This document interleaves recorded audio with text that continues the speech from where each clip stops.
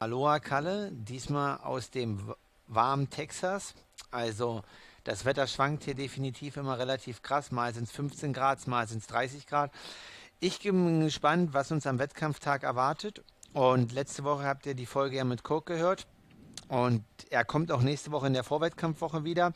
Aber da wir euch immer anderen Inhalt liefern wollen, habe ich heute mal die Chance genutzt, ja, um meinem Host oder Gastvater beziehungsweise Pro Accommodation, wie man das auch immer nennen mag, mal zu interviewen. Er hatte relativ viele verschiedene Profiathleten aus dem europäischen Raum hier. Und deswegen, für alle, die jetzt keine Lust haben, die können gerne abschalten. Es wird leider in Englisch, beziehungsweise heißt leider, also wir werden den Podcast in Englisch aufnehmen. Und ist ganz interessant vielleicht, ja, wie man dazu kommt, warum man das macht und so weiter. In dem Sinne, ich freue mich und sag erstmal Welcome to the podcast, Raúl, and thanks for your time. Hey Marcus, how are you, man? Yeah, actually, I'm quite fine, and it's a pleasure to talk to you, and especially as our listeners, like amateurs like you are, and triathlon, and they put a lot of work into it and doing that stuff. You're one of the guys hosting a lot of pro athletes, like for Kona preparation, for Ironman Texas preparation. You still do that, and you still did that in the past. And luckily, through Markus Thomschke, a Saxonian guy, some of the listeners know personally. Yeah, we got in contact, and yeah, we could came here the first time in 2020. No, I think 2021 or something like that. And yeah, now I'm back and I'm really enjoying my stay. Yeah, when you hosted your first pro athlete, at what time was it and who was it? Can you still remember? I think the first I know who the first pro athlete was. It was Matthias Hedge. He came to do Ironman Texas, and it was in 2011. Okay, and how does this work? Like in 2011, that you yeah asked for a pro athlete, or how did you get in contact with them? How does it actually work in the US? With the Ironman Texas opening here in the Woodlands, the person that was in charge of the organization at that moment contacted me or put a request to for somebody to host an athlete. Uh, they sent me the information about the athlete that in that case was Matthias, and we just accepted. We didn't know what to expect at all at that point on what will be to host an athlete. So I got some information about what it was, and we host him. He stayed with us for Ironman Texas that time, and then he came on 2012 also for Ironman Texas to do Ironman Texas. So Yeah, that's pretty cool. And yeah, you as a family are quite open-minded, and it seems like Matthias did something good at that time. And you had several pro athletes from Germany and like also from Britain. I would say that's like the most like Matthias Hecht is from Switzerland, but like you are maybe known in the pro circuit in Europe now, and I know that like you have to be really fast at an athlete applying to stay at yours for a race because yeah your contact and your address is all around. No, I'm just joking. Um, but yeah, how many pro athletes do you all in all state here? How many different persons do you count that or you don't know? nah, I have not counted seriously. Okay, I pretty much remember everybody, but I okay. haven't counted. Um, yeah, and then like, especially at what time of the year they mainly come? Is it like primarily for Kona, or is it also like for Kona and Texas, or is there any other times? Mainly for Kona and Texas. Okay. So those are the times that everybody comes here. I guess that in the winter time, that is, in the winter times in Europe, or that they go to either South Africa or Australia or Lanzarote or whatever. And why do you think like also Patrick Lange is doing like his preparation?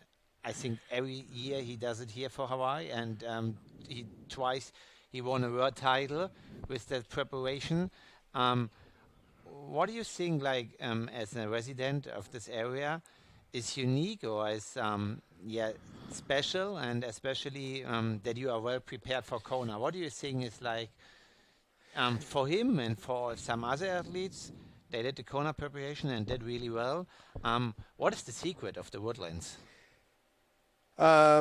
Is first of all, if we talk about conditions, the Woodlands is hot, and well, Texas in general is hot in June, July, August, and September. It's pretty hot and humid, miserable, if we can say. We get used to it, but I guess that if you want to prepare for Kona, the Woodlands is ideal. In my own experience, I feel like the heat in the Woodlands in Texas is worse than what Kona was.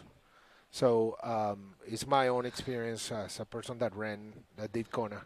But it all, so that's, I guess that's the main thing. The other thing is, even if the Woodlands is one of the most cycling friendly, triathlete friendly areas probably in Texas, other than the Austin area and all that. I don't know if I honestly don't know any other area in Texas that is that intense, or but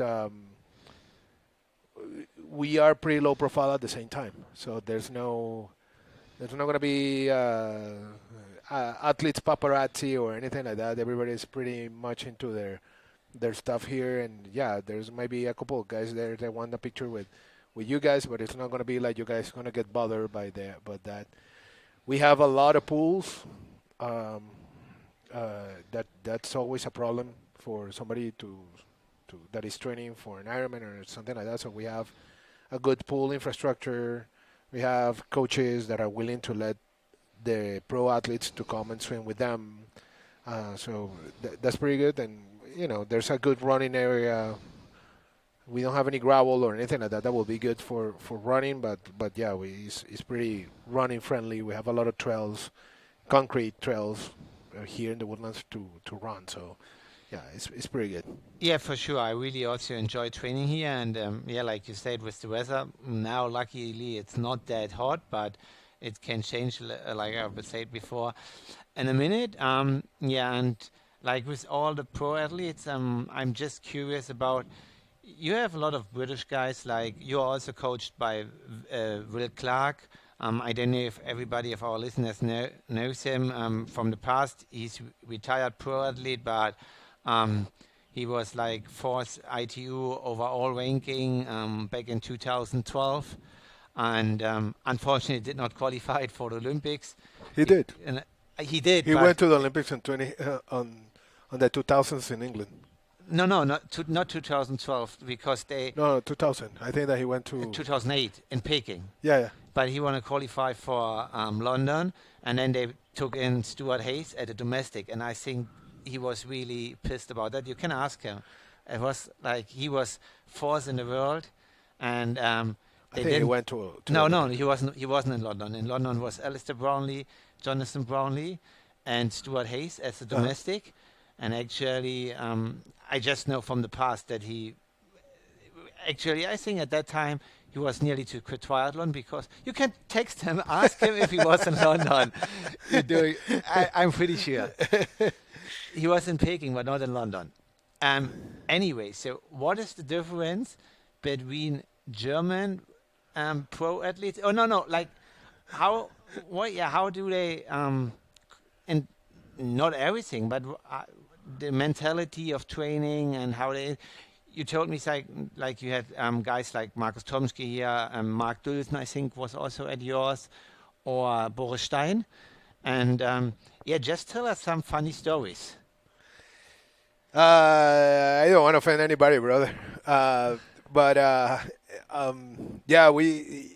there is definitely a difference between the German style and the British, and there's. I will say that it's a personality thing and a cultural thing, but the British are a lot more laid back than the Germans, by far. I have people from British, Germans, We had a guy from South Africa. Um, Also, people from the U.S. I have good friends from pro athletes from the U.S. that stay here too. Um, but I think that that's mainly well, and I hope that I'm not forgetting anybody. But other than Matias, that's pretty much the people that we have there. If I forget anybody and listening to this, let me know. uh, um, but it's that's pretty much the the the British people is a lot more laid back than the Germans, and I guess that that's in you see it's a style. Everybody have their style, and it works for some, and it doesn't work for others. So yeah, it's a style of doing the things, and Yeah, I but respect that. Everybody have their strength and their. yeah, but it's interesting to know, like you have an outside view on all these guys, and it's quite interesting seeing different approaches of pro And athletes. even into the same German style, uh, by regions, they're different. They're different depending on what regions they're coming from. Okay, So so I can really tell that too. So okay, so is there like just like I'm from the same region, like Markus you're gonna Thomschke? get me in trouble, man. No, no, I don't get it. Or for instance, Alex Schilling. So, like, Yeah. and then you have like guys Boas or Mark. Are from the southwest. Is there a difference between Yeah, us? definitely. There's a difference between the East and the West. Yeah. So yeah, definitely. There's the East is more relaxed. The West is more to the business and more straight. There's more. Yeah, there's a big difference between the East and the West. Oh, and interesting seeing And that. yeah. So let's No. leave it there. Oh, yeah, he has a little dog. He's barking, but he comes back now. But we don't want to get too into this and don't want to Yeah, get yeah. into trouble. But it's interesting that the culture is still existing, and yeah, that also on a triathlete point of view and training, you see that as an outsider or Yeah. having an overview. I never. I even if I work a lot with Word and I know a lot of people from Germany. I noticed. Of course, I never knew about it, and I never noticed it until you can start pointing out where everybody's from and how different people is.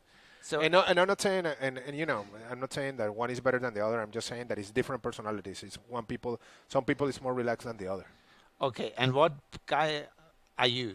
So like, what type of guy? You are the relaxed one, or the really structured one, being on point one? I don't know. Okay.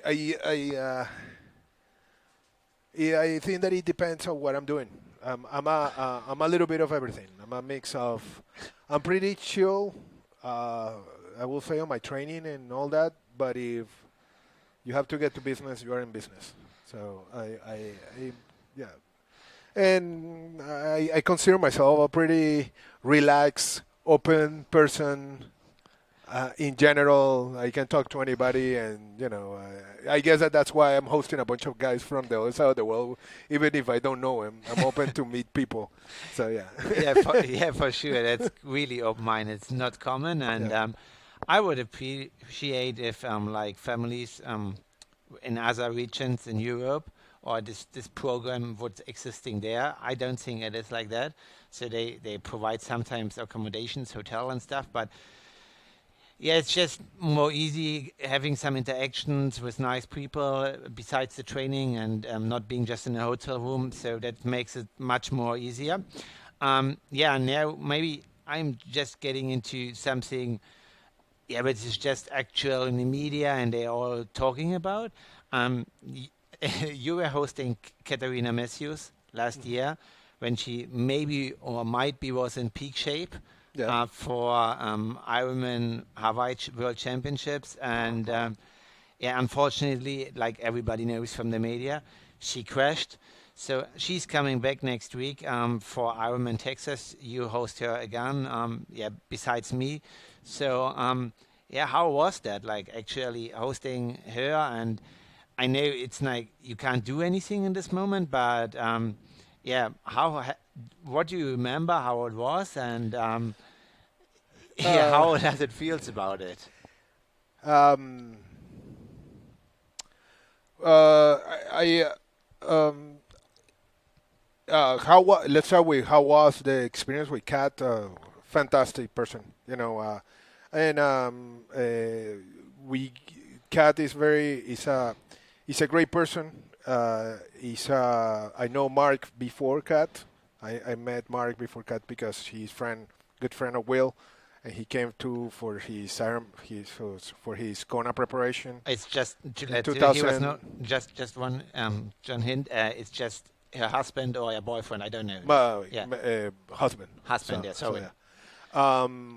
And so Mark wrote me, asked me if Kat was gonna come over, if it was okay that the Kat came over, and of course, she was. And from the moment that we got connected via WhatsApp, fantastic person asking me all the time how I was doing, all that information. Well, we get along pretty well, and he came over, and you know, it's, I don't. And let me make a pause here. I don't care who you are. I don't care who you are in the sport. I just care about the person. I care about the that is a good person. That is somebody that is respects my house and respect our culture because we are from South America. Different, absolutely different person. We're not Texans. We're not. We even if we've been living in Texas for 20 years, we're not. We definitely not Texans, but what I'm looking for a person that comes to my house is somebody that is open to have a conversation with my family, get along. My kids can learn from, and I can learn from too because you guys bring a lot of information and a different culture. Not only on the sport but also as somebody that comes from the other side of the world that you're gonna meet. So in the case of Kat, it was exactly that. It was a meeting another great person that is coming to my house, and we're gonna have a great experience. There was a lot of pressure on Kat at that point. She was one of the favorites to win Kona, so yeah, everybody's stressed out. But she at the same time she was absolutely fantastic and a beautiful person as you see on social media, as you see in all her interviews. She's exactly the same person. Um, about the accident, we don't have too many accidents in the Woodlands, and there's a lot of people that comes here. For us, as people from the Woodlands, it was a big blow for us because it gave us bad rep. But I think that those kind of accidents can happen anywhere. Um, Unfortunately, it happened to Cat Matthews, and Patrick was there, Patrick Lange, and well, it can happen to anybody. Unfortunately, under the conditions that it happened, it was an accident, and I didn't know about it. Um, I at the beginning I thought that it was just something minor until Mark contacted me and told me what it was, and I was pretty surprised about it. Then we went to the hospital and saw really what was how bad was it. So yeah, so it was the, very unfortunately um, for her anywhere it happened, and even worse for us that live here that it happened in the Woodlands. So I'm very happy that she's coming over again. Uh, First of all, because as I say, Kat is a fantastic person, and I we really, really, really want her to win Texas. I will be very happy if she wins Texas. No pressure, Kat, but just but it will be great. And on the other hand, she is such a nice person that it will be great to see her and see how she's doing, and Yeah, yeah. yeah, Even if we have been staying on touch all this time, so yeah.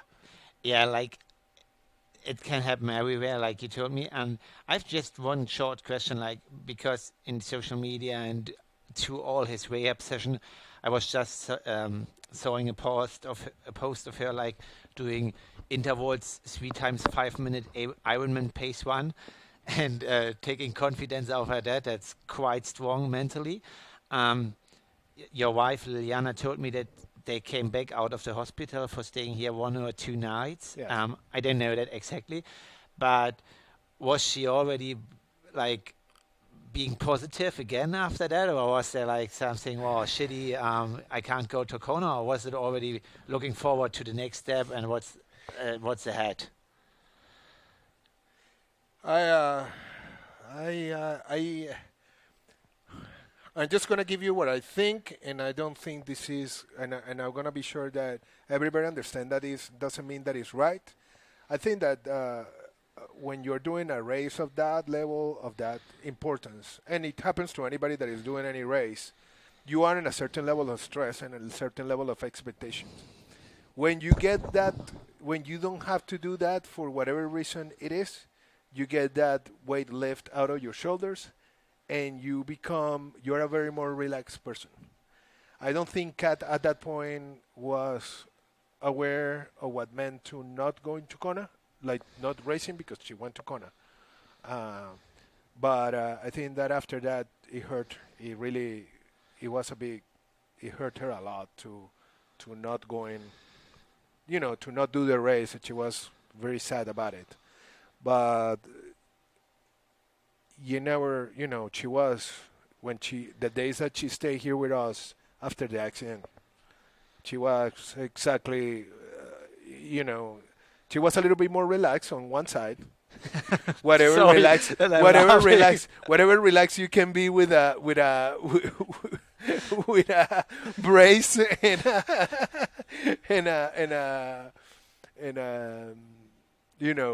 with all your wounds and all that, whatever you can be. But at that point she was like that. I guess that it later, or she didn't show us the side of the being sad about not racing, being sad about not having the opportunity of going there and show what she could have done, And when I say what she could have done, I'm sure that was going to be something fantastic. So because she was in great shape, I rode with her. I saw her training. I always follow her as an athlete, and she was going to be, as they say here in the U.S., she was going to kick ass. So Yeah, for sure. So and now she's, like you said, she's coming back, and maybe it's also for the Woodlands. It would be and for her. And I'm gonna finish this. I think that she's gonna come back even stronger because she has some finished business. So I'm sure that it's gonna be good. Yeah, that's what I want to say. Like, she has to close a chapter here, Yeah. and it's also then good for, I don't know, like by the triathlon community. Maybe everybody knows each other here, so everybody knows about the accident from her last year. Yeah. So yeah, it would be also cool for all the people cheering her to win this race or getting the Kona slot for 2023. Yeah.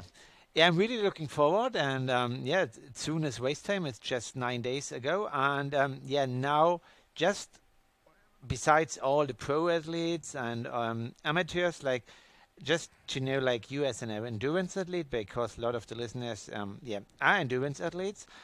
Just in a personal question or personal note, you did this Ironman stuff and long coast racing. How long? How many years?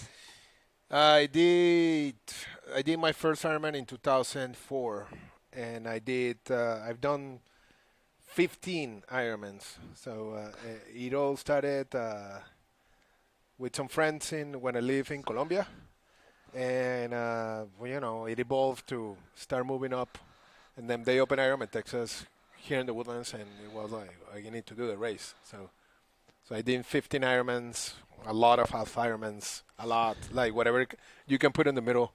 I don't know how many, and plus sprints, triathlons, and all that. So on the triathlon side, I've done all that. I've done Xterras. I did the Xterra World Championship. I did the Xterra Nationals. I did a lot of races.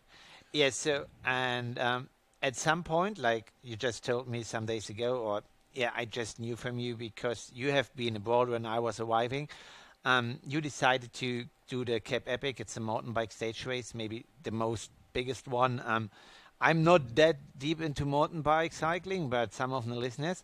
Um, yeah, what were the reasons going like a little bit out of triathlon and doing some new stuff? And it's still endurance sport, and it's still healthy, and it's still a big competition. And I think it's quite demanding doing a 6 day stage race or even longer.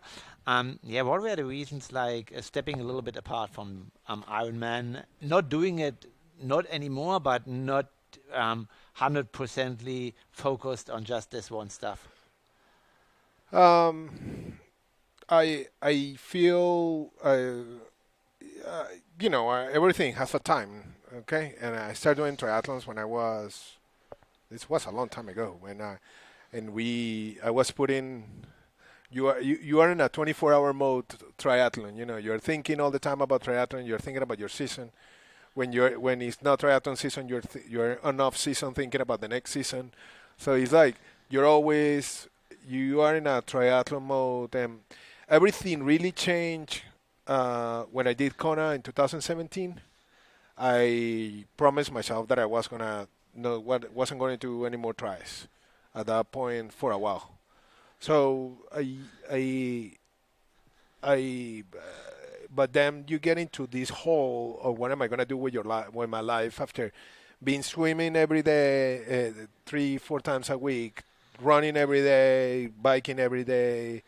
You start getting into this hole of what am I gonna do, and there's where a friend of mine told me that he was gonna do the Leadville 100 mountain bike race here in um, in Colorado. And I did a race with him. I had something to train for. Then you get into. I always did mountain biking. I love mountain biking. I really, really, really love it. And then we started evolving into doing these races. Then in 2020, I raced for Ironman Texas because another two friends told me, "Hey, let's do it." And do it with your friends. And then with COVID, they moved Texas, and I ended up doing Texas 2022. Um, and then my partner for Cape Epic, Christian, he told me, "Hey, let's do Cape Epic. We registered last year in 2022. Cape Epic is a legendary race. It's like Kona on mountain bike. It's a big, big deal. And the best mountain bikers in the world do that race. So the I always wanted to do the race. Last year in 2022, when I registered, I didn't know what the hell I was doing. I was in Ironman mode at that point. And then when I finished the race, I got I did Ironman with a hernia, something. I talked to my doctor first. Just don't worry about it. And I got a hernia surgery, and then I started training for what we can call Cape Epic. I did the Vuelta al Cotopaxi in Ecuador with some of my best riding friends here in the Woodlands, and we had a blast there. And then we took a vacation and started training full time for Cape Epic. Okay, yeah, that's pretty interesting, and yeah, somehow you're still into it. Um, and just going back a little bit, why did you decided like after Kona 2017, you told Hmm. uh, us on the podcast, you don't want to do any tries anymore. Yeah, and there's like everybody is talking about this stuff moving Kona to Nice, and yeah, there's bad reputation going on these days. I can understand that, but was the reason that like you would like a little bit stepping away from that because you achieved your goals, qualifying for Kona, or what was the reason? Yeah, and the main the, I was in the let's say on the golden days of Ironman that were let's say 2013 to 2016 pretty much. That's where everything was Ironman. You cannot register for any race. You had to volunteer to go to get into a race. Like I get as I said, I got a little bit burned out if I say about the tries. So we have I got a little bit of too much triathlon for a little bit. I was too much into it, so I needed a break. I had many coaches, not that many, like 3 or 4, but they all help on the right moment. They did the right. They moved me up, all of them. And then in 2017, I did Ironman Texas in April, and then I did Kona in October. I pretty much trained a year, so I was tired. I needed a break, big time, and so I think that evolved in not doing an oil race next year. I don't think that it was on purpose, but I think that it was necessary, and it just happened. Okay, so I was thinking like you had this point No, before the race. No. I didn't. I say it before the race. I might throw my tri bike in the Pacific after Kona, but I'm not. But I say it. I believe it. I took a couple of months off, but I didn't think that it was going to take that long. I really didn't miss it after Kona to start training for tries. I got my road bike. I started riding my bike. I always ride my bike, so I love riding bikes. I keep running, but nothing like when I was training for an Ironman. I didn't register for anything. So yeah. Yeah, it's quite interesting, and it also shows the point like how demanding it can be for professionals, like you saw firsthand from Kate. Yeah. And being the favorite and go on and going, and also like for you guys. Doing all the work and all the training besides the job and the family, it can also be quite exhausting and demanding. And yeah, it's good that you find a way to step away and now come back. Some of the guys they never make it and then are completely burned out. You often hear these stories about and we really have to take care for that one. Yeah, I think there was a time that the biggest thing in the world was doing Ironman. I think that there's other races around that you can do now. I don't get me wrong. I like the training that you do for the Ironman and all that, but I don't like to do it all the time as I was doing it before. So and I found that I can stay in good shape on a good level and come back to the Ironman without being. I don't need to be competitive, like to the level that I was before, so I can be on a decent level and go and race an Ironman after 6 months of training and come back and do it. And so, yeah, that's in my point of view, also, let me say this: I also feel that that after a while you learn how to do an Ironman. It's not that. So you don't need to train as hard as you did on your first one. So and you know a couple of tricks here and there on the training and on the racing to not die in the process. okay. So like after how many Ironmans? Just for me also, I think I have to calculate. I think I did 5 or 6. After how many you know all the tricks? Like after 10? No, I don't think so. I don't think I know all the tricks, but I think that I know Some of them. after a while. I will say like shit. It took me a while, especially on the nutrition side. I think that was the hardest part. Also, during my time, we started doing Ironmans with heart rate monitor. There was no power meters.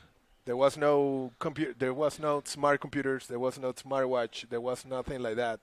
And then you get into. I transitioned from. Let's talk. If we talk about the technology side, you transition from heart rate monitors to power meter, and try to understand not only the technology, but understanding the technology where your heart rate should be, where your power should be, all that protocols and all that took a while to transition from those two parts. Now, power has been here for about 10 years. I started on a period of time where there was no, or power wasn't that common, or it was way too expensive. And also the other thing is that when I started doing Ironman, you don't, you know, I didn't understand well the part of the nutrition of how many joules you have to take, how many grams of carb you have to take, calories, all the stuff that I understand now a lot better, and I can and even use it for other sports. Is So, this nutrition, especially because now in every media you can find a lot of stuff about it and can read a lot of nutrition, but you have to find out your own for sure. But back in the days, like yeah. 15 years prior, was there this information spread out that well, or was it really just for, some people know that and some just don't know? I don't think that before, and maybe I'm wrong. I don't think that before there was that much emphasis of nutrition and racing like it is now. Now it's almost like you put more emphasis on the nutrition side than on the training side, because if you might be the best, you might be trained as much as you can, but if you don't have a good nutrition plan for the race, especially long distance, you're going to blow up. So the guy that wins the race is not the guy that is in best shape; it's the one that fits better. So Yeah, for sure, for sure. Yeah, nutrition is the main point. Like especially like you said, an Ironman. I think 70.3 you can cope, yeah, but for the long distance you have to be on point for that one. yeah. Even for us age groupers, I know that you guys finish the races like in 3.5 hours, but for age groupers that finish a race in 5 hours, 6 hours, you need to eat well. You know, otherwise you're gonna die on the second half of the half marathon. So that's that. If you want to put the right power, if you want to have a good run, you need to eat well. Yeah, Yeah. for sure. Then thanks for your time, Roll. Hopefully we can do a chat with you and Kate after a successful Ironman Texas for all of us. Thanks for your time and thanks for hosting us. Hopefully we do it with a good beer. That would be my first one. Maybe we have to do that. Okay, thanks. Appreciate, man. All right, man. Bye.